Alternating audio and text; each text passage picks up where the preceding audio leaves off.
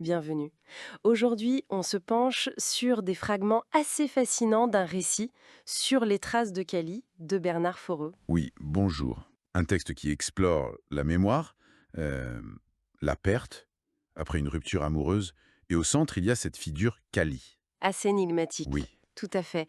Et la forme du texte elle-même, ses bribes, ses souvenirs épars, ça colle parfaitement au sujet, non? absolument. C'est comme une mosaïque. On suit Johan, qui est en analyse, chez Denis, un psychanalyste. Johan est hanté par son histoire avec Kali. Et ça se passe entre la France, l'Inde, le voyage est important? Exactement. L'idée, c'est de voir comment ces éclats de mémoire, ils dessinent une relation. Et surtout, ce qui en reste après. Alors Johan, justement, il semble vraiment obsédé par Cali, c'est pour ça qu'il est en analyse d'ailleurs. Oui, il le dit lui-même, il ne peut plus voir un paysage sans chercher sa présence.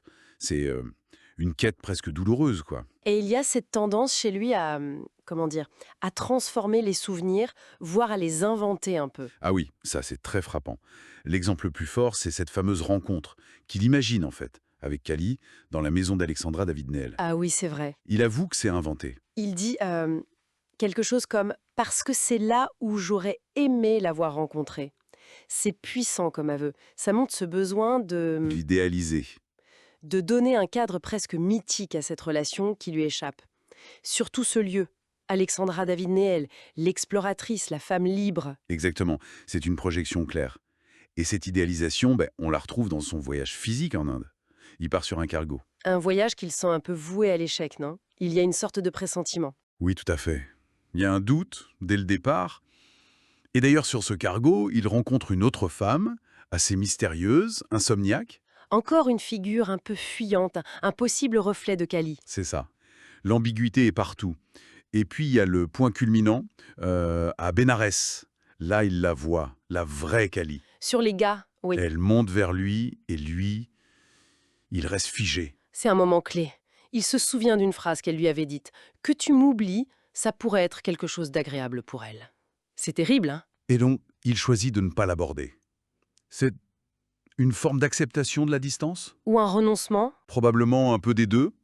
Il accepte cet effacement, même s'il écrit une lettre après qu'il n'envoie jamais, où il dit qu'il va essayer de l'oublier. C'est complexe. Cette idée de distance, de regard sur le passé, ça nous amène à l'autre personnage central finalement, Denis, le psychanalyste. Ah oui, Denis, il n'est pas du tout un simple réceptacle neutre. Non, c'est clair, l'histoire de Yuan le touche personnellement, ça le renvoie à ses propres blessures. Oui, ses propres pertes. Il y a cette humiliation d'enfance en Tanzanie, une rupture amoureuse avec une certaine Isabelle ou Isa, et surtout la relation très lourde avec sa mère malade. Jusqu'au suicide de sa mère, oui. Le cabinet devient un miroir en quelque sorte. Tout à fait. Deux histoires de pertes qui se font écho. Il voit des parallèles d'ailleurs entre la mère de Johan et la sienne. Ils sondent des choses. Il comprend cette dynamique, Johan Kali, ce presque ensemble, comme le dit le texte. Mais il ne le dit pas à Johan. Non, il garde ça pour lui.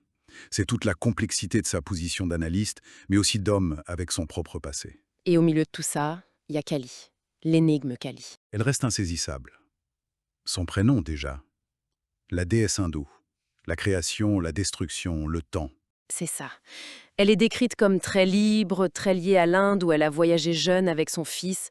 On évoque même le tantrisme. Une forme de liberté, peut-être une certaine folie que Johan admire. Comme cette histoire d'abat-jour déchiré. Encore chez Alexandra David-Néel. Ce lieu revient tout le temps. C'est un symbole fort pour Johan, clairement. Mais malgré cette admiration, la connexion réelle avec Kali semble difficile. Toujours sur le fil. Le texte insiste beaucoup sur ce presque. Il y a bien des moments de fusion évoqués, devant des paysages, ou avec cette citation de Rumi. Oui. Les idées, le langage et même les mots « toi » et « moi » n'ont plus aucun sens. Des instants de communion intense, apparemment. Mais l'impression générale, c'est quand même celle d'une communication qui n'aboutit pas vraiment, d'une rupture toujours possible. C'est un thème central, oui. Cette impossibilité de se rejoindre complètement. On le voit dans l'épisode du moulin à prière, chacun le tourne de son côté. Ou aux gorges de Galamus quand il n'arrive pas à crier avec elle. C'est toujours un décalage. Exactement. Et le récit lui-même, par sa fragmentation, reflète cette relation fragmentée, cette mémoire en morceaux.